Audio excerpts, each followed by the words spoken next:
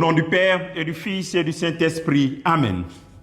Viens, Esprit Saint, remplis les cœurs de tes fidèles et fais-les brûler du feu de ton amour.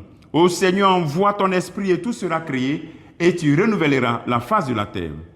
Bien-aimés dans le Christ, nous sommes aujourd'hui lundi 17 novembre et l'Église doit faire mémoire de Sainte Élisabeth de Hongrie. L'évangile est de Luc chapitre 18, versets 35 à 43. Alors que Jésus approchait de Jéricho, un aveugle mendiait assis au bord de la route. Entendant la foule passer devant lui, il s'informa de ce qu'il y avait. On lui apprit que c'était Jésus de Nazareth qui passait. Il s'écria: « Jésus, fils de David, prends pitié de moi. » Ceux qui marchaient en tête le rabrouaient pour le faire taire, mais lui criaient de plus belle: « Fils de David, prends pitié de moi. » Jésus s'arrêta et ordonna qu'on le lui amène. Quand il fut approché, Jésus lui demanda: « Que veux-tu que je fasse pour toi ?» Il répondit: « Seigneur, que je retrouve la vue. » Jésus lui dit: « Retrouve la vue, ta foi t'a sauvé. » À l'instant même, il retrouva la vue. Et il suivait Jésus en rendant gloire à Dieu. Et tout le peuple, voyant cela, adressa une louange à Dieu. Acclamons la parole de Dieu. Louange à toi, Seigneur Jésus. Bien-aimés dans le Christ, nous connaissons bien ce passage. Mais chaque fois que nous l'écoutons, il nous donne un message nouveau.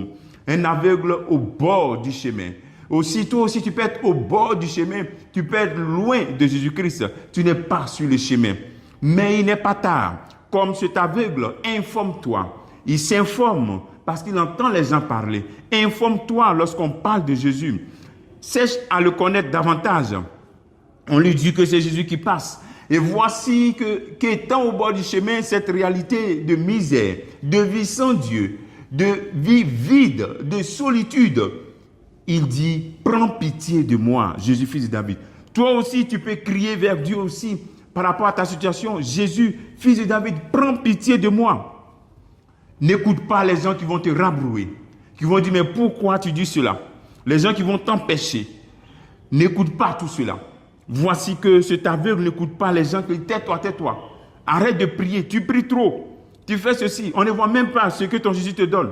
Continue de crier: Jésus, fils de David, prends pitié de moi, qui exprime ton désir d'avoir Jésus-Christ dans ta vie. Et Jésus va t'écouter. Il va s'arrêter et te demander: qu'est-ce que tu veux que je fasse pour toi? Qu'est-ce que tu vas lui dire? Si Jésus vient te demander maintenant: qu'est-ce que tu veux que je fasse pour toi? Qu'est-ce que tu lui diras? Et c'est avec qui dit: que je vois l'expression d'une vie nouvelle, de laisser Jésus-Christ, lumière de lumière, guider notre vie, que nous puissions voir la réalité autrement, voir le monde avec espérance, voir notre vie avec beaucoup de joie, voir notre vie non pas dans ce sentiment de peine, d'avoir l'impression d'avoir échoué ou bien d'avoir l'impression que notre vie ne sert à rien, mais la voir, regarder notre vie avec les yeux de Dieu qui a ce regard de miséricorde et qui te dit: retrouve la vue. Regarde-toi comme moi je t'aime. Regarde-toi comme moi je te regarde. Regarde le monde comme moi je regarde le monde. Dans une espérance qu'on puisse changer, le monde puisse changer. Mais je crois en vous, je crois en toi. Et il retrouva la vue. Et voici que tout le monde commence maintenant à louer Dieu. Fais de telle sorte que ta vie aussi attire les gens à louer Dieu. Ta manière de vivre donne goût à la vie. Donne goût parce que tu es sel et lumière de la terre, sel de la terre et lumière du monde. Que Dieu te bénisse. Le travail que tu fais en ce jour, c'est de te dire: mais qu'est-ce que je pourrais faire pour que ma vie entraîne les gens à vouloir louer Dieu?